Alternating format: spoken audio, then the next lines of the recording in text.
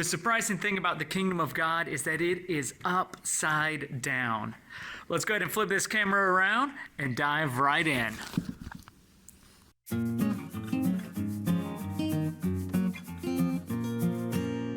Hey, I'm Josh, and we're continuing our weekly Lent devotional videos. I hope that this season of Lent has been a great season for you, that you've been connecting with God in special ways. Confession, I've been doing a good job at not eating meat on Fridays. It's been hard, but that's been going great.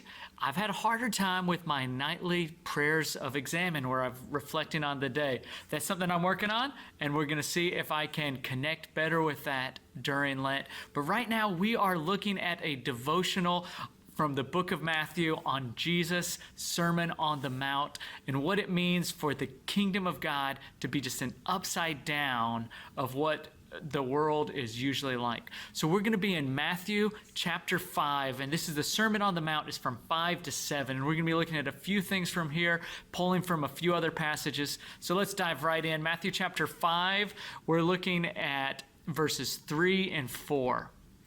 Blessed are the poor in spirit, for theirs is the kingdom of heaven. Blessed are those who mourn, for they will be comforted.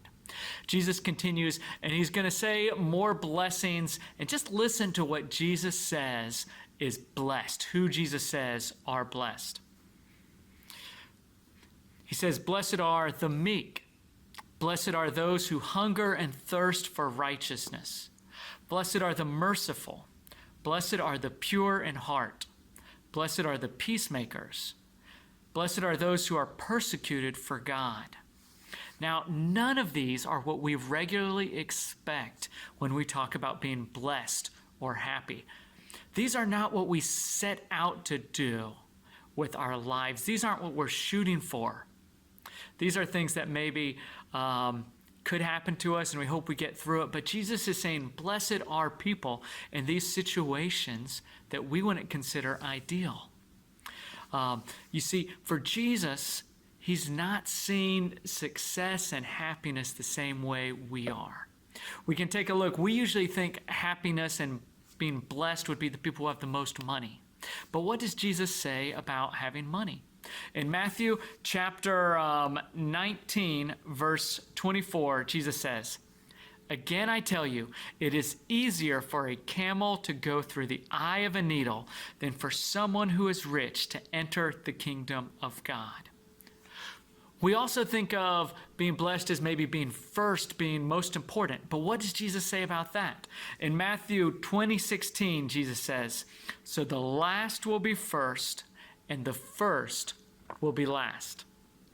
What if everything the world teaches about what it means to be happy and what it means to live a good life was not true? Jesus teaches an upside down version of how we should live our lives. And it may seem upside down until we start looking at our own lives. We start looking at the times that we've pursued something thinking, this is going to make me happy. But did it? We think, if I only had this, then I wouldn't feel stressed anymore. Then I would feel content. But what happened?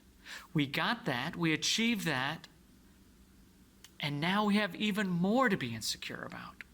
The reality is, what Jesus is teaching proves to be true. And it goes beyond just wealth and success. It gets down to the very idea of what Jesus is all about love. Our natural way of thinking is to love others when they treat us well. But to have anger and hatred and revenge, resentment for people who mistreat us or mistreat people we love. And here Jesus again teaches an upside down truth.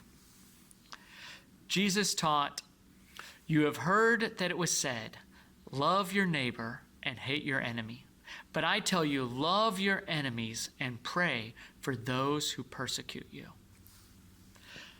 And Jesus didn't just preach this. He practiced it. He lived it out.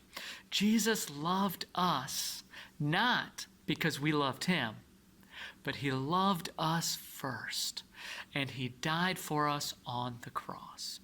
As we look at Lent with our eyes towards Easter, we remember that not only are Jesus' teachings upside down, but that it is through giving his life up in a sacrificial death that love was shown most completely and that life could be truly experienced. My prayer for you this Easter and this Lent is that you can experience the upside down kingdom of God in your life, and you can be filled with Jesus' love.